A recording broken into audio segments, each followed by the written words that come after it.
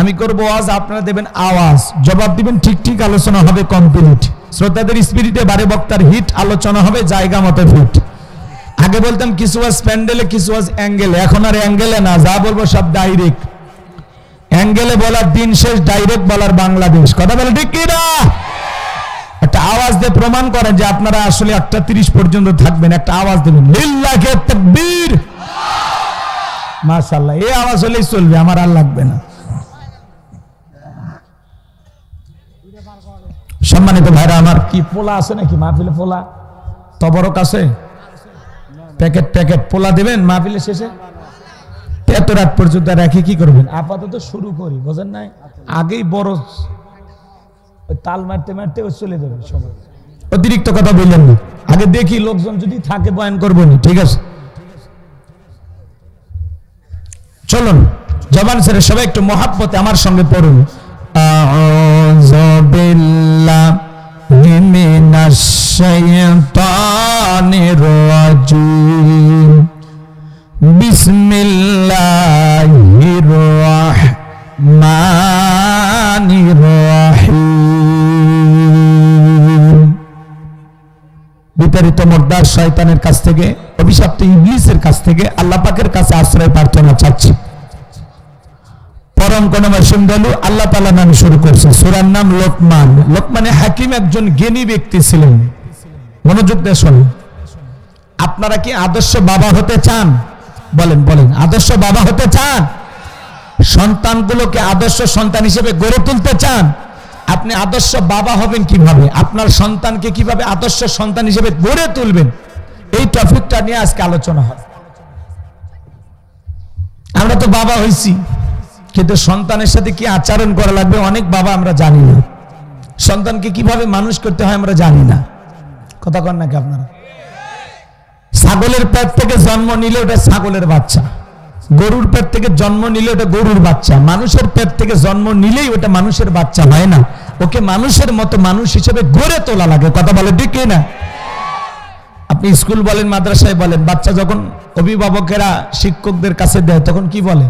যে স্যার হুজুর আমার এই ছেলেটাকে মানুষ বানাবেন। তার মানে ওটা এখনো মানুষ হয়নি। রাগ করেন? তা আপনার সন্তানকে কিভাবে মানুষ বানাবেন, কিভাবে সন্তানকে গড়ে তুলবেন, বাবা হিসেবে আপনার করণীয় কি, দায়িত্বটা কি, কর্তব্যটা কি, আজকের মাহফিল থেকে, আজকের আলোচনা থেকে আপনারা সেই মেসেজটা পাবেন ইনশাআল্লাহ। আল্লাহ যেন তার এই গোলামকে আপনাদের সামনে সেই কথাগুলো উপস্থাপন করার তৌফিক দান করেন। চিল্লা বলুন আমিন। এই লোকমানে হাকিম কোন নবী ছিলেন না, রাসূল ছিলেন না, ছিলেন একজন জ্ঞানী ব্যক্তি। চেহারাটা ছিল কালো, অন্তর ছিল ভালো। তার জবানের কথাগুলো আল্লাহ তাআলার কাছে এতটাই পছন্দ হলো, এই জন্য আল্লাহ পাক তার কথাগুলোকে কোট করে কোরআনুল কারীমের ভিতরে তার নামে একটি সূরা নাজিল করলো। আল্লাহু আকবার বলেন। লোকমানে হাকিম তার সন্তানদেরকে একত্রিত করে যে উপদেশগুলো, যে বক্তব্যগুলো, যে নসিহাগুলো করেছিলেন, আল্লাহ তাআলার কাছে এই কথাগুলো এত ভালো লেগেছে, এত পছন্দ হয়েছে, সেই কথাগুলো তামাম পৃথিবীর বাবাদেরকে তিনি স্মরণ করে দিয়েছেন যে তুমি যদি বাবা হতে চাও লোকমানে হাকিমের মতো হও। তোমার সন্তানকে কিভাবে ওয়াজ করতে হবে লোকমানে হাকিমের জিন্দেগি থেকে আপনাকে আমাকে শিক্ষা গ্রহণ করা লাগবে। আল্লাহু আকবার বলেন। তাহলে আমি কি বলবো, তাহলে এই বিষয়টা আমাদের জীবন ঘনিষ্ঠ কিনা বলেন, বলেন না? প্রয়োজন আছে না নাই? তোর জন্য থাকবেন তো ইনশাআল্লাহ। আরেকবার হাত তুলে বলেন ইনশাআল্লাহ। মাঝে মাঝে যারা হাত তোলেনি ভেজালে ভরা নেওয়াত হাত, অনেকে আবার হাত তোলে না, খুব বেশি ভদ্রলোক। এত হাত তুলবার কনকে কি হয়েছে, আপনি কোথা থেকে আসছেন যে আপনার কথা হাত তোলা লাগবে? আমার কথা যদি দুইটা হাত সোজাই না হয়, আমার কথা আপনি ওয়াজ শুনে ভালো হবেন কি গ্যারান্টি আছে? বক্তার মাহফিলে আসলে ভাব নেবেন না, ভাব নেবেন না। হুজুর যা কয় সুবহানাল্লাহ আলহামদুলিল্লাহ সেটা বলবেন। আচ্ছা, হাত তোলা কি মাহফিলে অপরাধ? এতে কি গুনাহ হবে? আপনি হাত তোলেন না কেন? কথাগুলো মন দিয়ে বুঝবেন। বক্তার মাহফিলে বসছেন, হুজুর যেভাবে বলে ওইভাবে, আমি তো হারাম নাজায়েজ কোনো কিছু করতে বলতেছি না, তাহলে আপনার দুইটা হাত সোজা হয় না কেন? রাগ করলেন? করেন, সমস্যা নেই। যা বলবো মেনে নেওয়া লাগবে। এখন কি করবেন? নিয়ে আসছেন তো ভুল করছেন। সম্মানিত ভাইরা আমার, শুরু কি প্রথমে শ্রোতাদের এই যে আচরণের মাধ্যমে অনেক কিছু প্রকাশ পায়। আমার কথায় যত বেশি সাপোর্ট দিবেন, সহযোগিতা করবেন, তত বেশি আমার কথা বলার উৎসাহটা বাড়বে। আর যত কোসর মোসর করবেন, আমিও বলছি যে এটি ওই রকমই হবে, বুঝলেন না? আপনার স্পিড থাকা লাগবে। তো আপনি যে আমার কাছ থেকে কথা শুনবেন, তাহলে সাপোর্ট দিতে হবে না? আমাকে যদি সাপোর্ট না দেন, আমি গতি বাড়াবো কিভাবে? আমার সব আলোচনা আপনাদের উপর নির্ভর করতেছে। আপনারাই পারেন আজকের আমার আলোচনাটা সুন্দর করতে। কি বোঝা গেছে? শ্রোতা হলো বক্তার মূল ধন। তারা যদি একটু সহযোগিতা করে, বক্তার আলোচনা এমনি ফটে, এমনি সুন্দর হয়। তাকবীর দেন, লিল্লাহে তাকবীর। সূরার নাম লোকমান। জোরে বলেন কি নাম? মোট আয়াত 34টি, রুকু আছে 4টি। আর বিশ্বনবীর মক্কার জিন্দেগিতে আল্লাহ তাআলা এই সূরাটি নাজিল করেছেন। কোরআনুল কারীমের 31 নম্বর সূরা। মনে থাকবে তো ইনশাআল্লাহ। সম্মানিত ভাইয়েরা আমার, এই লোকমানে হাকিম একজন কৃতদাস ছিল, রাখাল ছিল। মানুষের বাড়িতে ছাগলের চরানোর কাজ করত। সেই রাখালের সম্মান আল্লাহ তাআলা কিভাবে বৃদ্ধি করে দিলেন? তাহলে বলেন তো বাজান, সেই মানুষটা কি সাধারণ মানুষ নাকি অসাধারণ? আল্লাহর প্রিয় একজন বান্দা ছিল, যেই বান্দাটাকে আল্লাহ তাআলা স্মরণীয় করে দিয়েছেন। আমার আল্লাহ রাব্বুল আলামিন সুন্দর করে জানিয়ে দিলেন। আমার আল্লাহ রাব্বুল আলামিন বলেন, ওয়ালাকাদ আতাইনা লুকমানাল হিকমাতা আনিশকুরু লিল্লাহ ওয়া মান ইয়াশকুরু ফাইন্নামা ইয়াশকুরু লিনাফসিহি ওয়া মান কাফারা ফাইন্নাল্লাহা গানিয়্যুন হামিদ। আমার আল্লাহ রাব্বুল আলামিন বলেন, আমি লোকমানে হাকিমকে হিকমত দিয়েছিলাম, জ্ঞান দিয়েছিলাম এবং বলেছিলাম, লোকমান তুমি আমার শুকরিয়া আদায় করো। লোকমানে হাকিম আল্লাহ তাআলার শুকরিয়া আদায় করেছিলেন, আল্লাহ তাআলার কৃতজ্ঞতা আদায় করেছিলেন। এই জন্য লোকমানে হাকিমকে আল্লাহ তাআলা স্মরণীয় করে রেখে দিয়েছেন। বলুন সুবহানাল্লাহ। আমার আল্লাহ ডেকে বলেন, যারা শুকরিয়া আদায় করে সে তার নিজের জন্য আদায় করে, আর যারা শুকরিয়া আদায় করে না তাদের জেনে রাখা উচিত আমি আল্লাহ তাআলা অমুখাপেক্ষী, আমি আল্লাহ নিজেই প্রশংসিত। বলুন সুবহানাল্লাহ। ভালো করে বোঝার চেষ্টা করবেন। আল্লাহ তাআলা লোকমানে হাকিমকে হিকমত দিয়েছিলেন, ইলম দিয়েছিলেন, জ্ঞান দিয়েছিলেন। তাহলে ইলম আর জ্ঞান দেওয়ার একমাত্র মালিক কে? আর একটু জোরে বলেন। এই যে আমি কথা বলবো, আমার কোনো জ্ঞান নাই, জ্ঞান দেওয়ার মালিক কে? ক্বালু সুবহানাকা লা ইলমা লানা ইল্লা মা আল্লামতানা ইন্নাকা আনতাল আলিমুল হাকিম। বলুন সুবহানাল্লাহ। জ্ঞান দেওয়ার একমাত্র মালিক আল্লাহ। সে আল্লাহ রাব্বুল আলামিন বলেন, ওয়ালাকাদ আতাইনা লুকমানাল হিকমাতা আনিশকুরু লিল্লাহ। আমার আল্লাহ ডেকে বলেন, আমি লোকমানে হাকিমকে হিকমত দিয়েছিলাম, জ্ঞান দিয়েছিলাম এবং বলেছিলাম, লোকমান তুমি আমার শুকরিয়া আদায় করো। লোকমানে হাকিম আল্লাহ তাআলার শুকরিয়া আদায় করেছিলেন, কৃতজ্ঞতা প্রকাশ করেছিলেন।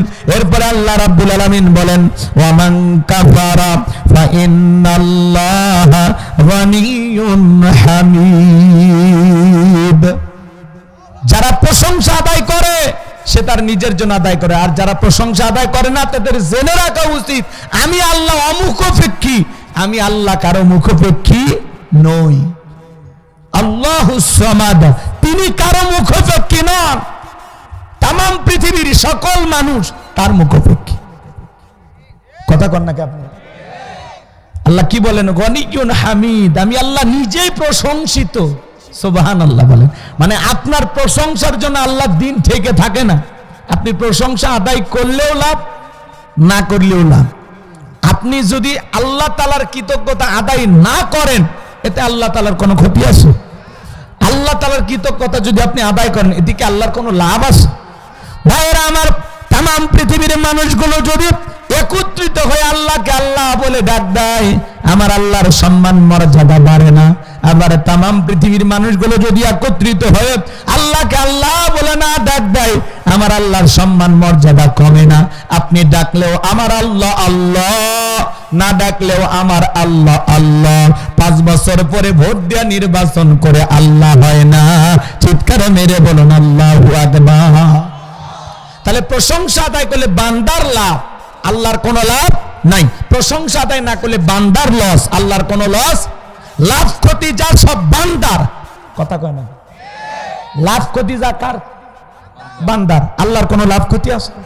তাহলে কথা ক্লিয়ার কি বোঝা গেল? রাগ কইরেন না। প্রশংসা যত বেশি আদায় করবেন তত বেশি আল্লাহ তাআলা আপনার মর্যাদা বৃদ্ধি করবেন, তত বেশি আল্লাহর প্রিয় হতে পারবেন, তত বেশি আল্লাহর পছন্দের গোলাম হতে পারবেন। আর যত বেশি নাশুকরি আদায় করবেন, অকৃতজ্ঞ হবেন, তত বেশি আল্লাহ তাআলার কাছ থেকে আপনি দূরে সরে চলে যাবেন, নিজেকে জাহান্নামের দিকে নিয়ে চলে যাবেন। এজন্য আল্লাহ বলেন, লা ইন শাকারতুম লাযিদান্নাকুম ওয়া লা ইন কাফারতুম ইন্না আযাবি লাশাদীদ। আমার আল্লাহ বলেন, নিয়ামত পাওয়ার পরে যারা শুকরিয়া আদায় করে আমি আল্লাহ তাআলাদের নিয়ামত বাড়ায়া দেই, আর যারা নিয়ামত পাওয়ার পরে না শুকরিয়া আদায় করে আমি আল্লাহ তাদের নিয়ামতগুলোকে ছেনায় নেই এবং তাদের জন্য রয়েছে কঠোর আযাব, শাস্তির ব্যবস্থা। এজন্য ভাইয়েরা আমার, কেন আল্লাহর শুকরিয়া আদায় করবেন না? কেন আল্লাহর প্রশংসা আদায় করবেন না? এই পৃথিবীর ভূখণ্ডে আল্লাহ তাআলা আপনাকে আমাকে উলঙ্গ করে পাঠিয়েছিলেন। দেগের ভিতরে একটা পোশাকও ছিল না। যেদিন আপনি আমি জন্ম নিয়েছিলাম, বলেন তো বাজান, 2-1 বান্ডিল টাকা নিয়ে কে আসছিলাম? জমির দলে নিয়ে আসছিলাম। এই যে আজকে আপনার দেগের ভিতরে পোশাক কে দিয়েছেন? আপনার জায়গা জমির মালিক কে বানিয়েছেন? ব্যাংকে কোটি কোটি টাকা কে দিয়েছেন? তাহলে বাজান গো আমার, এই পৃথিবীর ভূখণ্ডে যা কিছু দেখতেছেন আল্লাহ তাআলা সবকিছু আমাকে আপনাকে দান করেছেন। এটা হলো আল্লাহর দেয়া দান। কেন আল্লাহর নিয়ামতের প্রশংসা আদায় করবেন না? কত মানুষ রেল স্টেশনে ঘুমায়, তার চাইতে কি আপনি ভালো নাই? কথা বলেন, কথা বলেন। এই মুহূর্তে কত মানুষ হাসপাতালে বেডে শুয়ে আছে, তার চাইতে কি আপনি ভালো নাই? কেন আল্লাহর শুকরিয়া আদায় করবেন না? পারস্যের কবি শেখ সাদী রহমতুল্লাহ আলাইহি, পায়ে এক জোড়া জুতা নাই, মনটা বড় খারাপ। পথ চলতে চলতে তাকায় দেখেন আল্লাহর এমন একজন বান্দা জমিনের ভিতরে বসে আছে যার দুটা পা নাই। চোখের পানি ছেড়ে দিয়ে কাঁদলেন, মৌতে সিজদায় লুটিয়ে পড়লেন আর ডেকে বলে, আল্লাহ আমার পায়ে এক জোড়া স্যান্ডেল নাই, আমি মন খারাপ করেছি। এই পৃথিবীর জমিনে তোমার এমন বান্দা আছে যার দুটো পা নাই। চোখের পানি ছেড়ে দিয়ে কাঁদলেন আর বললেন, আল্লাহ আমি তোমার অকৃতজ্ঞ বান্দা হয়েছিলাম, আমারে তুমি মাফ করে দাও। আমার ভাইয়েরা, আল্লাহ চাইলে আপনাকে আমাকে প্রতিবন্ধী বানাইতে পারত, আল্লাহ চাইলে আপনাকে আমাকে ফকির মিসকিন বানাইতে পারত, আল্লাহ চাইলে আপনাকে আমাকে ল্যাংড়া লুলা বানাইতে পারত। চেহারার সব দিত, জবান দিয়ে কথা বলার কোনো ভাষা ছিল না, তাকে মানুষ বাবা বলে। কথা বলেন না কেন? এই পৃথিবীর ভূখণ্ডে কত মানুষকে আল্লাহ তাআলা অপূর্ণতা দিয়ে সৃষ্টি করেছেন। আল্লাহ তাআলা আপনাকে পা থেকে মাথা পর্যন্ত দেখে কোনো জায়গায় অপূর্ণতা দেয় নাই। কোটি কোটি টাকার নিয়ামত দিয়েছেন, কেন আল্লাহর শুকরিয়া আদায় করবেন না? আমি একবার কুড়িগ্রাম জেলা বাস করতে গেছিলাম। আমার আগে যিনি আলোচনা করেছেন অন্ধ হাফেজ সাহেব, আমরা দুইজন একসাথে খানা খাইতেছিলাম। হঠাৎ করে বিদ্যুৎ চলে গেল। আমি বললাম, ভাই তাড়াতাড়ি আলোর ব্যবস্থা করেন। অন্ধ হাফেজ সাহেব হাত পা ধরে ডেকে বলে, হুজুর 52 বছর হয়ে গেল আমার চোখে কোনো আলো নাই, বিদ্যুৎ নাই। ও হুজুর, যে মা আমাকে জন্ম দিয়েছে মাটা দেখতে কেমন আমি জানি না, বাবাটা দেখতে কেমন আমি জানি না, আমি বিবাহ করেছি বউটা দেখতে ফর্সা না কালা আমি জানি না, আল্লাহ অনেকগুলো সন্তান দিয়েছে, ছেলেগুলো দেখতে কেমন আমি জানি না, মেয়েগুলো দেখতে কেমন জানি না। ও হুজুর, আয়নার সামনে দাঁড়ায়া আমার চেহারাটা দেখতে কেমন ফর্সা না কালা আমি জানি না, আল্লাহর আসমানটা দেখতে কেমন জানি না, জমিনটা দেখতে কেমন জানি না। তারপরে আল্লাহ তাআলার উপরে আমার কোনো রাগ ক্ষোভ নাই, আমার মনে দুঃখ কষ্ট নাই। কিয়ামতের ময়দানে যেদিন আল্লাহ তাআলা আমার চোখের আলো ফেরা দেবেন, ওই দিন সর্বপ্রথম চোখের আলো ফিরে পাইয়া আমি যেন আমার আল্লাহকে দু চোখ ভরে দেখতে পাই। একটু চিৎকার মেরে বলেন সুবহানাল্লাহ। একটা অন্ধ ব্যক্তির সান্ত্বনাটা কোথায় বাজান? চোখ আছে বলে বুঝতে পারতেছেন না চোখের দামটা কত। এই জন্য আল্লাহ তাআলা আপনাকে আমাকে এত সুন্দর ভাবে নিপুণ ভাবে সৃষ্টি করেছেন। লাকাদ খালাকনাল ইনসানা ফি আহসানি তাকওয়িম। বান্দারে বড় সুন্দর আকৃতি দিয়া, সুন্দর গঠন দিয়া আমি আল্লাহ তাআলা তোমাদেরকে সৃষ্টি করেছি। এই জন্য বাজান গো আমার সব সময় আল্লাহ তাআলার কৃতজ্ঞতা আদায় করতে হবে। সুখে থাকুন, দুঃখে থাকুন, খেয়ে থাকুন আর না খেয়ে থাকুন, হাসপাতালে থাকেন আর বাড়িতে থাকেন, মাঠে থাকেন আর ঘাটে থাকেন, যেখানেই থাকেন না কেন সব সময় প্রশংসা হবে একমাত্র কার? আপনার তো ছোটখাটো একটা বাক মারা বাজারে দোকান আছে, আলহামদুলিল্লাহ। এখানে দোকান দেওয়ার জন্য কত মানুষ দিন রাত পরিশ্রম করে। আপনি ভ্যানালা রিক্সাওয়ালা, আলহামদুলিল্লাহ। আপনার ঘুমানোর একটা খাট আছে। এমন মানুষ আছে যা বড় কাগজের তৈরি করা ঘর বাড়ি দিয়ে ঘুমায়। কথা বলেন, তাহলে ওই মানুষের চাইতে কি আল্লাহ ভালো রাখেনি? কেন আল্লাহর শুকরিয়া আদায় করবেন না? কেন? এত কিছু কে দিয়েছে? কে? এই যে কথা বলতেছি, এই যে আপনি কথার জবাব দিতেছেন, এই শক্তি কে দিয়েছে? আর রহমান আল্লামাল কোরআন খলাকাল ইনসানা আল্লামাহুল বায়ান। আল্লাহু আকবার। মানুষ সৃষ্টি করেছেন আল্লাহ, কথা বলার শক্তিও দিয়েছেন আল্লাহ। আল্লাহু আকবার। কিন্তু আমরা অকৃতজ্ঞ। লাকাদ খলাকনাল ইনসানা। এই কষ্ট পাচ্ছেন আপনারা? এত সুন্দর করে আল্লাহ তাআলা আমাদেরকে বানাইলেন, কিন্তু আমরা মানুষ বড় অকৃতজ্ঞ। আল্লাহ তাআলার এত নিয়ামত খাই। এই যে নিঃশ্বাসটা নিতেছেন, এই অক্সিজেনের দাম কত? অসুস্থ হয়ে যখন হাসপাতালে ভর্তি হবেন তখন টের পাইবেন। আমরা তো একটু গবেষণা করি না, একটু চিন্তা ভাবনা করি না যে আমাদের মনিব, আমাদের আল্লাহ আমারে কত ভালোবাসে, কত ভালোবাসে। আল্লাহ চাইলে আপনাকে আমাকে হিজড়ে বানাইতে পারতো, ফকির বানাইতে পারতো। এই যে মাথাটা এত সুন্দর না করে ডবল মাথা বানাইতে পারতো, পারতো না? দেখেন না রাস্তাঘাটে কত প্রতিবন্ধী অসহায়, ওই কাতারে কি আল্লাহ আপনাকে আমাকে ফেলাইতে পারতো না? তো তাহলে যে আল্লাহ ওই জায়গায় না ফেলে আমাকে এই জায়গায় রেখেছেন, তাহলে কেন আমি আল্লাহর শুকরিয়া আদায় করব না? এজন্য সুখে থাকি, দুঃখে থাকি, সুস্থ থাকি, অসুস্থ থাকি, সব সময় জবান দিয়ে প্রশংসা হবে কার? জিজ্ঞাসা করা হয়, ভাই আপনারা কেমন আছেন? আলহামদুলিল্লাহ। আগামীকাল কি দেখা হবে? ইনশাআল্লাহ। কোন জায়গায় কি বলা লাগবে অনেকে বোঝে না। এক মুরব্বী পেশাব করে আর দোয়া পড়ে, বিসমিল্লাহি ওয়ালা বারাকাতুল্লাহ। আমি তখন বললাম, চাচাই তো খানা খাওয়ার দোয়া। তখন বলে, হুজুর কোন দোয়া কোন জায়গায় পড়া লাগবে? আমার মাথা কাজ করে না। এরকম লোক আছে না? এরকম অনেক মানুষ আছে, দোয়া দুই চারটা জানে। আপনার শাশুড়ি মারা গেছে, কয় আলহামদুলিল্লাহ। আপনার স্ত্রী গর্ভবতী ছিল, সন্তান জন্ম দিয়েছে, কয় ইন্না লিল্লাহি ওয়া ইন্না ইলাইহি রাজিউন।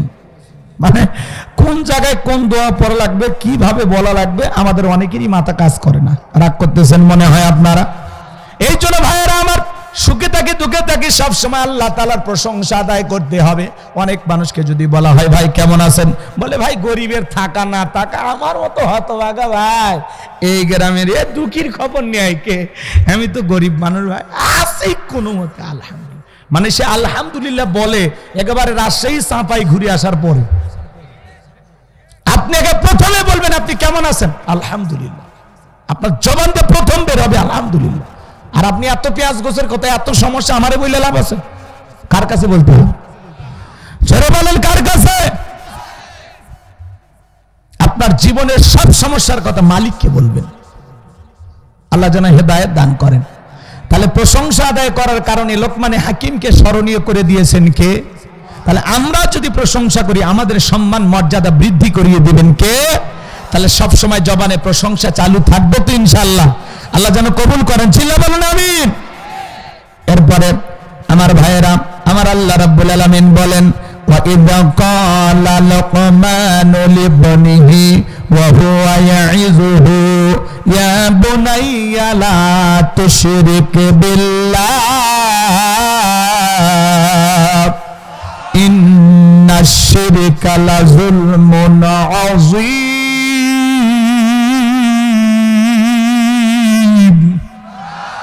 আল্লাহ তাআলা জানিয়ে দিলেন, স্মরণ করো লোকমানে হাকিমের কথা।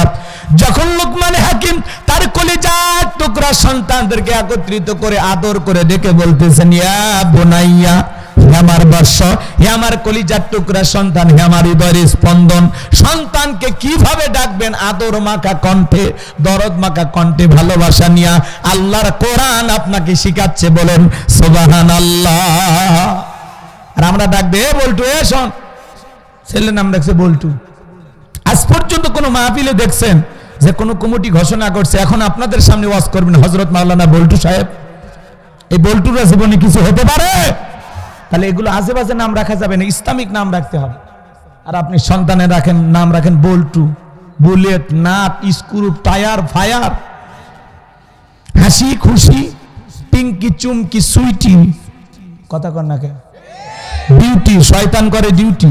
হাই রে নামের স্টাইল রে ভাই, বেলি চেলি শিলি জনি সনি আছে না নাই? ইসলামিক নাম রাখবেন। আল্লাহর কাছে দুইটা নাম প্রিয়, একটা আব্দুল্লাহ আর একটা আব্দুর রহমান। ইসলামিক নাম, সুন্দর অর্থ দেখে সন্তানদের নাম রাখবেন। এগুলো আজে বাজে নাম রাখবেন না, ওইদিকে আমি যাব না। সন্তান আপনার কাছে হক পায় 12টি, অধিকাংশ বাবা তো জানেন না, রাগ করেন। আপনার সন্তান আপনার কাছে 12টি হক পাবে। প্রথম হক কি বলেন? রাগ করতেছেন না? প্রথম হক, সন্তান জন্মগ্রহণ করার সাথে সাথে সেলফি একটা তুইলা ফেসবুকে ছবি পোস্ট করতে হয়। অনেক কষ্টের পরে বাবা হইলাম, কে তাহলে কবুল হজের সব নাকি? সন্তান দুনিয়াতে আসতে দেরি, কিন্তু সন্তানের ছবি ফেসবুকে যাইতে দেরি নাই। কথা কন নাকি আপনারা? সন্তানের ছবি তুলে ফেসবুকে দেখে বাবা হইলাম, চাচা থাকলে কয় চাচা হইলাম, মামা থাকলে কয় মামা হইলাম, খালা ফুফু যদি থাকে এরাও ছবি পোস্ট করে বলে অনেক কষ্টের পরে খালা হইলাম। আচ্ছা, ও কষ্ট কি করছে বলেন তো? এমনকি যেই মহিলা বাচ্চা ডেলিভারি করছে, জন্ম দিয়েছে, ওই মহিলাটা কোনো মতে ওই বেডে শুইয়া ওই অবস্থা বাচ্চা কোলে নিয়া কোনো মতে খালি পরিষ্কার করছে, বোঝেননি? ওই অবস্থায় খালি ছবি তুলে ফেসবুকে দিয়ে বলে অনেক কষ্টের পরে মা হওয়ার স্বাদ বুঝলাম। এই হলো আমাদের সমাজের চলতেছে। সন্তান জন্মগ্রহণ করার সাথে সাথে ছেলে হোক আর মেয়ে হোক, প্রথম দায়িত্ব কানে আজান দেওয়া। মুসলমান সেলফি তোলার ঠেলায় 3 দিন পরে আজানের কথা মনে হয়। এই কথা বলে। 2 নাম্বার তাহনিক করা, বুঝলেন না? আলেমদের কাছে নিয়ে যাবেন, একটু মিষ্টি দ্রব্য কোনো কিছু চিবাইয়া, খেজুর হোক অন্য যে কোনো জিনিস হোক, বাচ্চার তালুর ভিতরে জিহ্বার ভিতরে লাগায় দিবে। এগুলো করার হুঁশ আছে? 3 নাম্বার, সুন্দর একটা নাম রাখতে হবে। বল্টু চেংটু লয়, কথা কন না কে? আচ্ছা, এইগুলো নাম যে রাখেন আপনারা, বল্টু, চেংটু, ঝন্টু, মুন্টু, এগুলো কি একটু ভালো নাম খুঁজে পান না? সন্তানের নাম শুনলে যেন কলিজাটা ভইরা যায়। আদর করে ডাকবেন, দরদ করে ডাকবেন। আর কি সব নাম রাখে, বনি, অমি, অপু, কি নামের স্টাইল! 2 অক্ষরে নাম খোঁজে, বালা, বুলু, আছে না? রাগ করেন নাকি আপনারা? কি নামের স্টাইল! শোনেন, 4 নাম্বার কি দায়িত্ব? সন্তান যখন বড় হবে দিন শিখাইতে হবে। কোরআন সুন্নাহর জ্ঞান সন্তানকে শিক্ষা দিতে হবে। দিন শিখাবেন কেমনে? বাচ্চা কথাই বলতে শিখেনি, বলে বাবা বলো টাটা টাটা। যারা শিখাবে টাটা, ওর কপাল ফাটা। ওই সন্তান বড় হয়ে মারবে কপালে ঝাঁটা। কথা বলে ঠিক কি না? কথাই বলতে পারেনি সন্তান, বলতেছে বলো বাবা এ বি সি, সি তে ক্যাট, ক্যাট মানে বিড়াল, বিড়াল কি করে মেও মেও মেও। সন্তান কথা বলতে পারে, একটু জবান দিয়ে বলান না, বলো বাবা আল্লাহ আল্লাহ, আলহামদুলিল্লাহ, আল্লাহু আকবার, লা ইলাহা ইল্লাল্লাহ।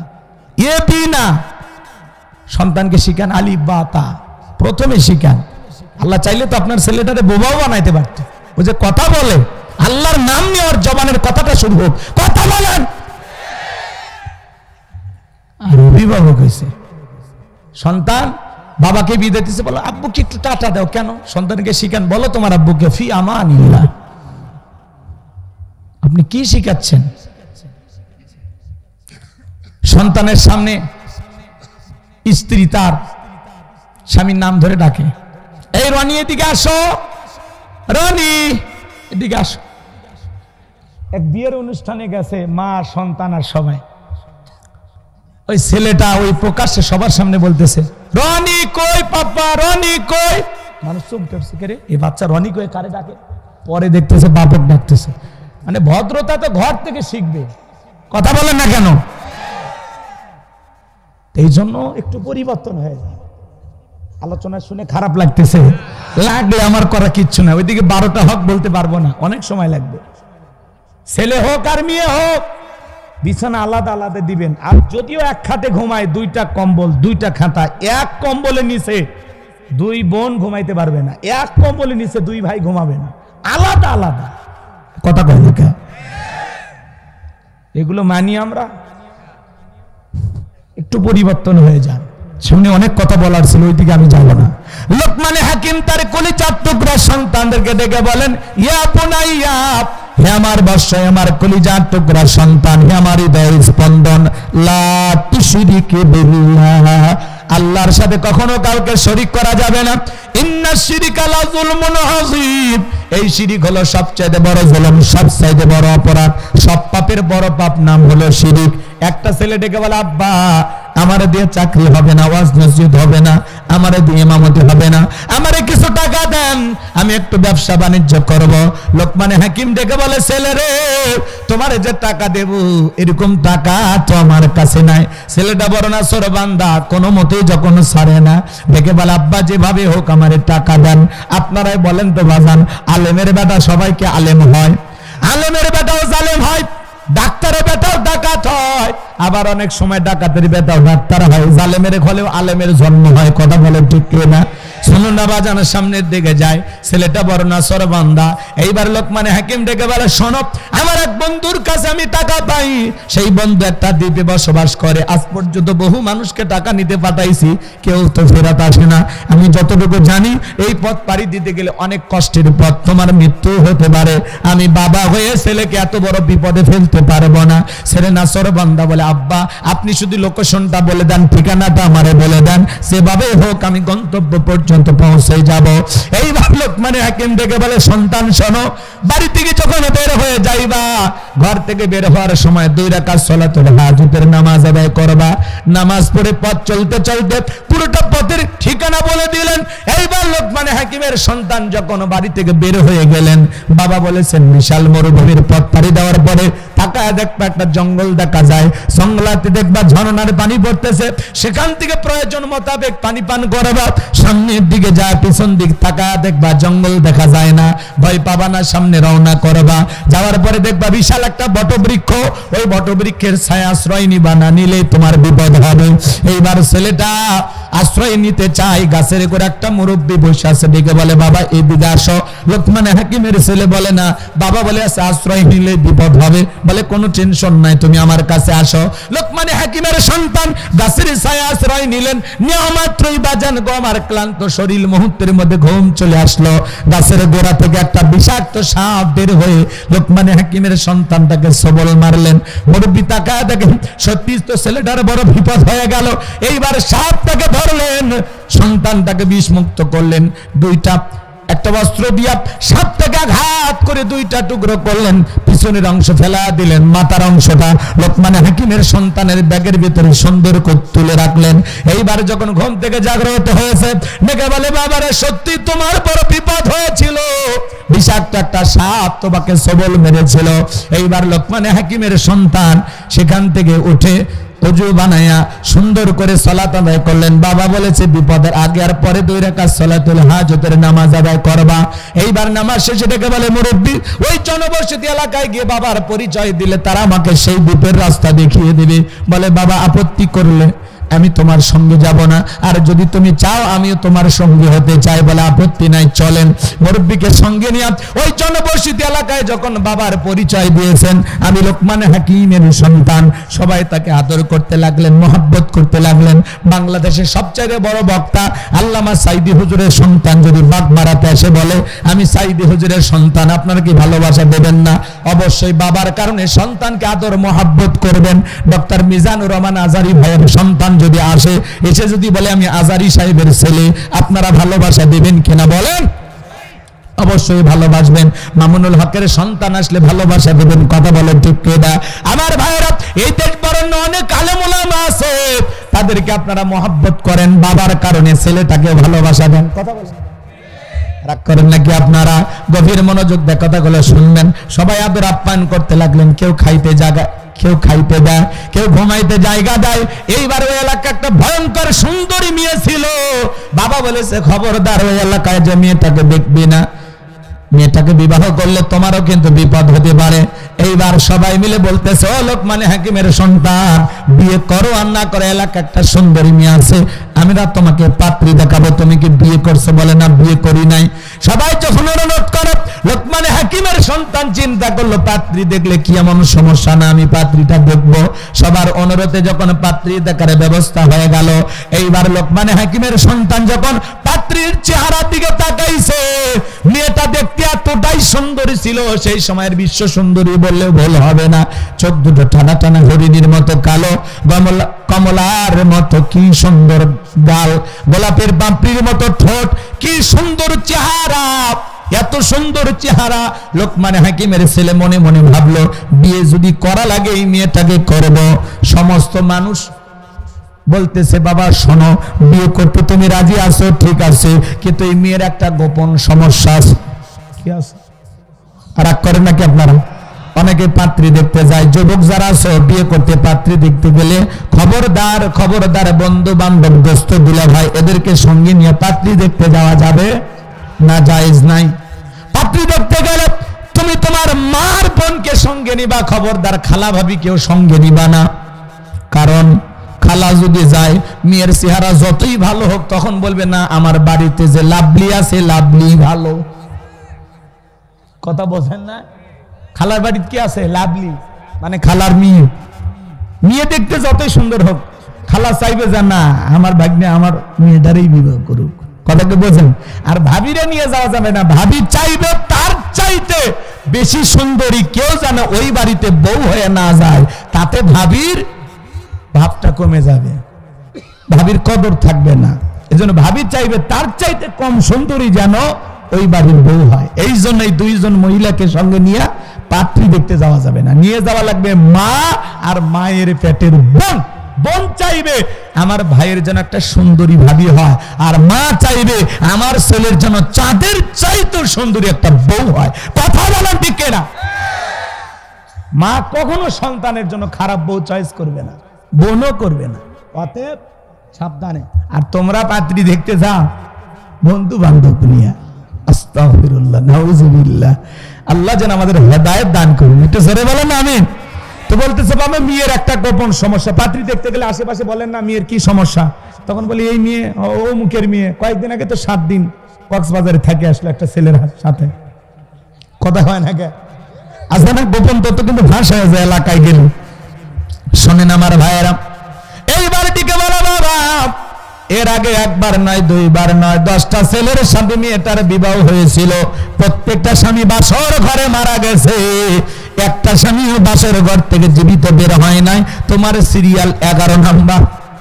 লোকমান হাকিমের সন্তান অবাক হয়ে গেল, মুরব্বির দিকে তাকায় আর মনে মনে ভাবে যে সুন্দরী মেয়ে দেখলাম, বিবাহ যদি করা লাগে এই মেয়েটাকে করব। কিন্তু এই মেয়ের যে জটিল একটা সমস্যা, ঘটনাটা কি সামনের দিকে নিয়ে যাব? আপনারা কি একটু শুনতে চাচ্ছেন? কারা কারা দুই হাত তুলে আল্লাহকে দেখান, লিল্লাহি তাকবীর। লোকমান হাকিম তার সন্তানদেরকে ডেকে বলেন, ইয়া বুনাইয়া, হে আমার বৎস, আমার কলিজার টুকরা সন্তান, লা তুশরিক বিল্লাহ, আল্লাহর সাথে কখনো কাউকে শরীক করা যাবে না। ইন্নাশ শিরকা লাযুলমুন আযীম। ও আমার সন্তানেরা শুনে নাও, জেনে নাও, নিশ্চয়ই এই শিরিক হলো সবচেয়ে বড় জুলুম, সবচেয়ে বড় পাপ। বড় শিরিক গুলোকে শিরিকে আকবর বলা হয়, ছোট শিরিক গুলোকে শিরিকে আসগর বলা হয়। শিরিক মোট 42 প্রকার, এগুলোকে ভাঙলে হয় 72 প্রকার, সর্বমোট হলো 120 প্রকার। এই সমাজে অসংখ্য শিরিক আছে বাজান, কয়টা কথা তুলে ধরবো। আমি যদি 120 প্রকার পর্যন্ত বলতে চাই, 3-4 ঘন্টা আলোচনা করেও শেষ হবে না। এত সময় আপনার হাতেও নাই, আমার হাতে নাই। এই সমাজে অসংখ্য মানুষ আমরা শিরিকের সাথে লিপ্ত। কথা বলে না কেন? শিরিক আমাদের সমাজে আছে না নাই? মাজারে সিজদা দেওয়া কি শিরিক? জোরে বলেন। সিজদা মাজারে না, সিজদা হবে মসজিদে। এই মাথা আল্লাহ ছাড়া দুনিয়ার কারো কাছে নত করা যাবে না। ইয়্যাকা না'বুদু ওয়া ইয়্যাকা নাস্তাঈন, তোমার ইবাদত করি, তোমার গোলামি করি, সাহায্য তোমার কাছে চাই। তাহলে কোনো কিছু যদি চাইতে হয় মাজারে নয়, চাইতে হবে কার কাছে? আপনি মাজারে সিজদা দিয়ে কি চান? মাজারে পীর সাহেব আপনাকে কি দিতে পারে? কোন খাজা বাবা, তালা বাবা, সালা বাবা, গামছা বাবা, লাউ বাবা, কাদু বাবা, লালু বাবা, কালু বাবা, এরা কখনো আপনার কল্যাণ করতে পারবে না। এরা আপনাকে কিছু দিতে পারবে না। আপনি কার কাছে ছেলে চান? মাজারে পীর সাহেব কি ছেলে মেয়ের কারখানা খুলে বসে আছে যে চাইলেন আর একটা হাতে ধরায় দিল? এক দেখলাম এক মাজারে ডাব গাছে অনেকগুলো ইট ঝুলে রাখছে চতুর্দিক দিয়ে। আমি কেন কয় হুজুর, যে মহিলারা মান্নত করে গেছে ইট ঝুলায়, ইট যেরকম ভারী হয় কিছুদিন পরে ওই মহিলার পেটটাও ভারী হয়। আমি তখন বললাম যে নারীদের বিয়ে হয়নি, ওরা যদি দুই একটা ইট ঝুলে দেয় ওদের পেট ভারী হবে। আমার নিজের চোখে দেখা বাগেরহাটে ওই গম্বুজগুলোতে সরিষার তেল মাইখা, ওই তেল আবার নিজের তল পেটে মাইখে বলে, একটা বেটা দে রে আব্বা, একটা বেটা দে, তুই না বেটা দিলে আব্বা বেটা দেবে কে? আছে না? না আছে না?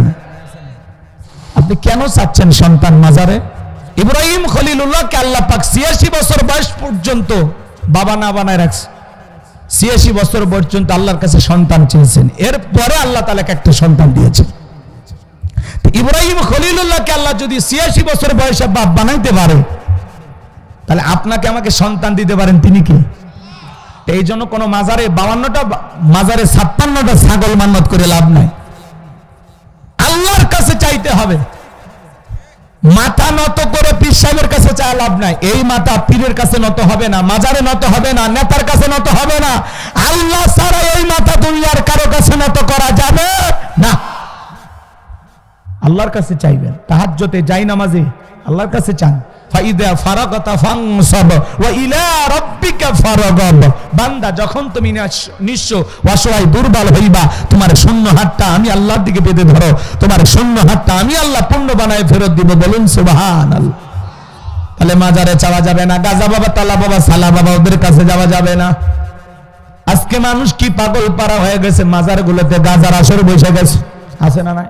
গাজার কলকিতে টান মারে এমন কায়দায় ধোঁয়া ছাড়ে, বাইরে রাস্তায় পুলিশও দাঁড়িয়ে থেকে মনে করে যে ধোঁয়া যে কায়দায় উঠতেছে মনে হয় ওরসের রান্না চলছে। কথা গণ ঠিক কিনা? গাঁজা গায়ে মোজদারি লাল বানাইছে, টর্চ লাইট মেরে চেহারা খুঁজে পাওয়া যায় না। এই ভণ্ডদের কাছে যাওয়া যাবে? জোরে বলেন, যাওয়া যাবে? এই ভণ্ডদের কাছে যাওয়া যাবে না। পীর ছিল শাহজালাল, শাহপরান, শাহ মাকদুম, বাইজিদ বোস্তামি, আব্দুল কাদের জিলানী, বড় বড় আল্লাহ